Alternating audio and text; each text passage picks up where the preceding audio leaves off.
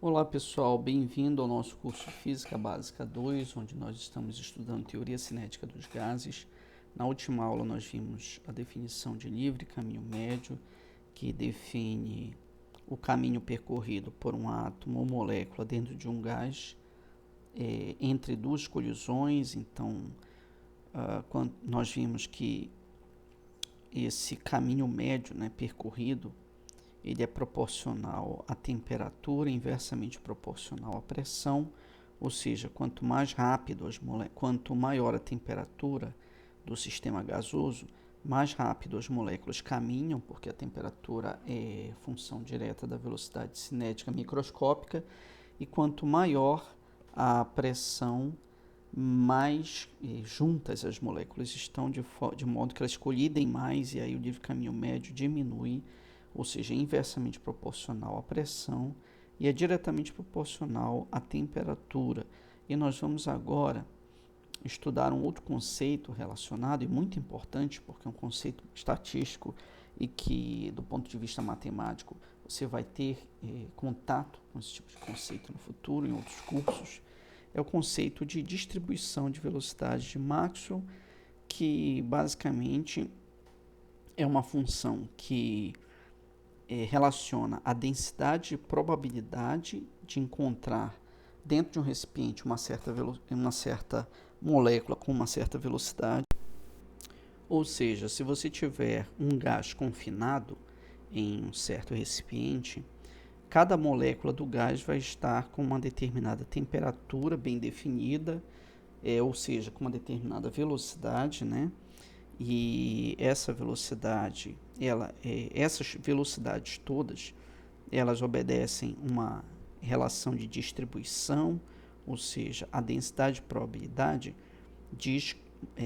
relaciona mais ou menos, quantas moléculas estão, qual a probabilidade, de uma certa molécula estar a uma certa velocidade. Então nós vemos aqui que existe aqui uma região de probabilidade onde você pode encontrar um certo número uma certa velocidade, ou seja, entre as velocidades de 300 e 500 metros por segundo estão o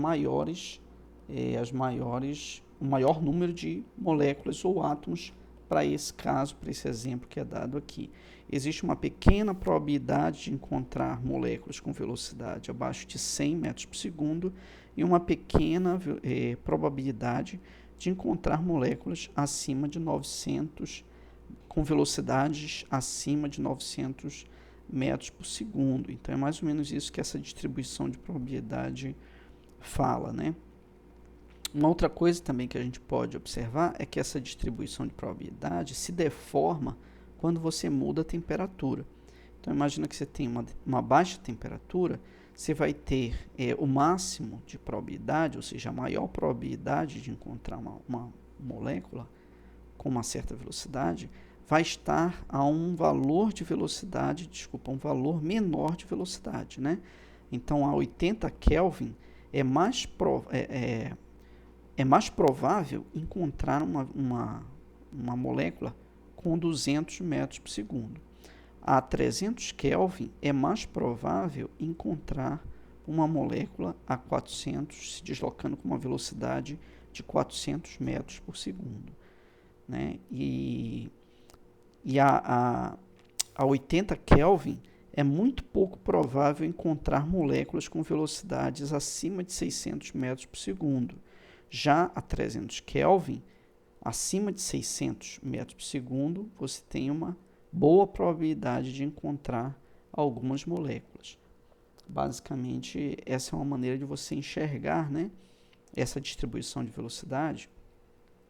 E nesse gráfico de distribuição de velocidade, você pode ter alguns conceitos que a gente deve definir no momento, como, por exemplo, a velocidade mais provável para essa configuração aqui, que não diz qual é o gás nem qual é a temperatura, mas seriam fatores importantes você saber que tipo de gás que você tem, e qual a temperatura que você tem para você ter uma certa distribuição de velocidades. Mas nesse caso aqui genérico, nós podemos identificar o valor mais provável, como eu disse antes, né? Se você meter a mão na caixa, nessa caixa contendo as moléculas ou os átomos, é muito mais provável você escolher um átomo que esteja a uma velocidade de 400 metros por segundo, nesse exemplo, tá? Então, esse é o valor mais provável, né? O valor mais provável, ou seja, a probabilidade, né? A densidade de probabilidade desse valor é 2 vezes 10 a menos 3. Então, nesse ponto, vale a pena a gente falar um pouco sobre a necessidade do uso da velocidade média quadrática ao invés da média do quadrado, né? Porque nós estamos interessados em energia térmica, ou seja, temperatura, que está relacionado à energia cinética. E no caso da energia cinética, ela é calculada pela produto da massa vezes a velocidade ao quadrado. Então, é importante nós termos uma quantidade que a média dela é elevada ao quadrado, né? Eu posso utilizar na definição de energia cinética. De outro ponto de vista, se eu tivesse interessado em calcular uma grandeza que depende de V, a média da velocidade seria boa de usar, mas eu preciso da média, eu preciso de um valor médio que eu possa elevar ao quadrado, de modo que simule um sistema onde todas as partículas tenham a velocidade ao quadrado igual, ou seja, V1 ao quadrado é igual a V2 ao quadrado, que é igual a V3 ao quadrado, e etc. Seria o equivalente, né, a eu ter um sistema desse tipo, onde a energia cinética de todas as partículas sejam iguais, tá? De modo que esse sistema seria equivalente ao sistema real que eu estou utilizando, tá bom? Então, a média do quadrado, nesse aspecto, é diferente do quadrado da média, certo? E essa média aqui seria o VRMS, né? Então, daí, não sei se eu me fiz entender, mas o VRMS, ele representa mais o nosso sistema do ponto de vista de energia cinética, tá bom? Também pense um pouco nesse assunto. Qualquer coisa me pergunte aí no zap. Mas um ponto que eu quero enfatizar aqui é a definição de densidade de estado, né, ou densidade de probabilidade. Que antes de definir a densidade de probabilidade, eu quero só relembrar o conceito de probabilidade com vocês. A probabilidade é definida como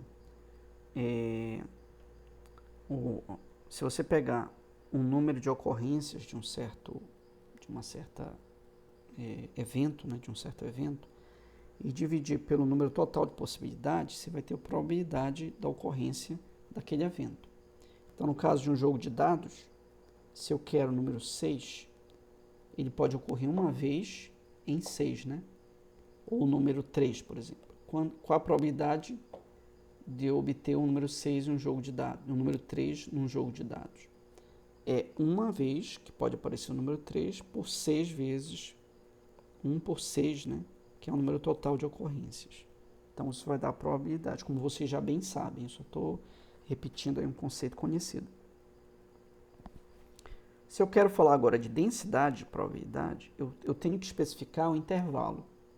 Então, a densidade de probabilidade é definida no intervalo. Então, se eu pegar a probabilidade e dividir pelo intervalo, eu tenho a densidade de probabilidade, certo? A pergunta aqui seria, no caso do jogo de dados, né? Qual a densidade de probabilidade, né, de ocorrência do número 3, de um total de 6 jogadas, no intervalo, por exemplo, entre 3 e 6, por exemplo. Certo? Então, a densidade de probabilidade é mais ou menos isso. Tá? Do ponto de vista da distribuição de velocidade de Maxwell, você vai sempre definir um intervalo de velocidade onde você gostaria de saber quantas partículas estão presentes com essas velocidades nesse intervalo, né? Ou seja, quantas partículas existem entre 595 e 605 com velocidade, ou melhor, quantas partículas na caixa estão com velocidade entre 595 e 605, tá? Então, esse ΔV e definir esse range aqui, tá bom? Então, certamente eu tenho mais partículas. Esse range que eu especifiquei foi 10, né? 10 metros por segundo. Então, num range de 10 metros por segundo, eu tenho mais partículas com velocidade próximo de 400, porque a área é maior, né? Do que com partículas próximo de 600, onde eu tenho uma área menor, porque essa altura é menor, que define exatamente a densidade de probabilidade para esse ponto. Muito bem. Eu posso também fazer o seguinte, eu posso encontrar uma taxa, parei aqui, né? Esse aqui é o número de partículas com velocidade, com uma dada velocidade, num total de n, tá? Nesse intervalo de velocidade. Eu posso pensar que eu posso encontrar esse número de partículas se eu inverter ΔV passar para esse lado e n passar para esse lado. De modo que eu posso encontrar o número de partículas com uma determinada velocidade, multiplicando o número total de partículas por esse número aqui, que na verdade representa a fração de partículas, né, que está nesse intervalo. Então isso aqui tanto representa a probabilidade de você encontrar partícula nesse intervalo, como a fração de partículas que está nesse intervalo, certo? Eu posso escrever isso de forma integral, no limite infinitesimal. Isso aqui seria igual a n, a integral de P de V, dV, onde P de V seria a densidade de probabilidade, certo? E eu posso integrar isso num certo intervalo de velocidade, de V até V mais dV, respondendo a seguinte pergunta, né? Quantas partículas possuem velocidade V no intervalo entre V e V mais dV? Ou seja, essa integral é a fração de partículas nesse intervalo. E a fração de partículas, eu também poderia fazer uma pergunta mais geral, né? Tipo assim, se eu escolher uma partícula aleatoriamente dentro da caixa, qual a probabilidade dessa partícula ter uma velocidade entre 0 e infinito? Naturalmente, essa probabilidade é 1, porque qualquer partícula dentro da caixa tem velocidade entre 0 e infinito. Então, essa integral ela é normalizada, porque se eu integrar de 0 a infinito, ela tem que dar 1. Tá? Então, a fração de partículas entre 0 e infinito é 1, de modo que o número de partículas entre 0 e infinito é igual ao número total de partículas. Essa é uma maneira de pensar. Então, pessoal, esse é um conceito extremamente importante, o conceito de densidade de estados ou densidade de probabilidade. É um conceito que vai aparecer novamente em outros cursos mais avançados. É importante que você entenda a ideia desse conceito, tá bom? Para finalizar, eu vou só comentar esse exemplo do livro e depois a gente faz um exercício. Na próxima aula a gente faz um exercício mais bem elaborado. Esse exemplo diz o seguinte: um cilindro de oxigênio mantido a temperatura ambiente a 300 Kelvin, qual é a fração das moléculas cuja velocidade está no intervalo entre 599 e 600 metros por segundo? A massa molar do oxigênio é dada. Então, como nós comentamos, o produto da densidade de probabilidade vezes a variação de velocidade vai dar a fração, ou seja, a probabilidade, né, de você encontrar certo número de moléculas em um dado intervalo. A fração, o que é a fração? Por definição, é um número de ocorrências pelo total. que é exatamente a probabilidade, né, o conceito de probabilidade. Então, a fração de moléculas que está nesse intervalo, né, vai ser dada pela probabilidade de encontrar um certo número de moléculas nesse intervalo. E aí eu vou usar a densidade de probabilidade e o range que foi dado, né? A densidade de probabilidade é a mesma de Maxwell que a gente tem estudado, e o ΔV foi dado aqui no problema, certo? Nesse caso não precisa integrar porque é um ΔV muito pequeno, né? Então basta a gente usar o próprio ΔV que a gente vai ter uma boa aproximação do número dessa fração. Então o que o livro faz é calcular essa constante que aqui chama de A e essa constante que ele chama de B, a menos do V quadrado, né? E o cálculo de A com os valores dados vai dar um número com ordem de grandeza de 10 a menos 9, o cálculo de B vai dar menos 2,3 e finalmente, substituindo todos os valores, você encontra aí uma fração de 2,62 vezes 10 a menos 3, que equivale a 0,26%, né, de moléculas que estão nesse intervalo de temperatura, ou seja, um número muito pequeno de moléculas comparado com o todo, é menos de 0,5%, certo? De moléculas de oxigênio dentro de daqueles tanques de respiração, né, de oxigênio, que estão com essa velocidade aqui. Tá bom? Observe essa velocidade, ó, ela nem é a mais provável, ela está longe aqui da mais provável e está acima da velocidade média e RMS. Tá? Se a gente calcular, por exemplo, se a gente fizesse o mesmo cálculo para moléculas entre 399 e 601, né? 399 e 301, certamente você encontrar uma fração maior aqui, né, do que 0,26. Por quê? Porque você ia usar o mesmo ΔV, só que uma altura maior, né? Porque a probabilidade é maior aqui. Então a altura é maior. Então essa área é maior do que essa. Ou seja, a fração de moléculas nessa área é maior, certo? Se você tiver curiosidade, faça esse cálculo aí e para a gente ver o que acontece. Então, pessoal, por hoje é só. Bons estudos para todos e a gente tira as dúvidas aí no Zap, tá bom? Segundos por metro, ou seja, metros por segundo a menos 1, né?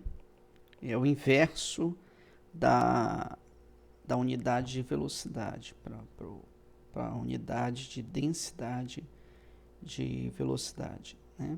Mas existe também o valor médio, que é diferente do valor mais provável, certo? Ou seja, a velocidade média seria acima de 400 metros por segundo, que seria a soma de todas as velocidades dividido pelo número de velocidades, certo?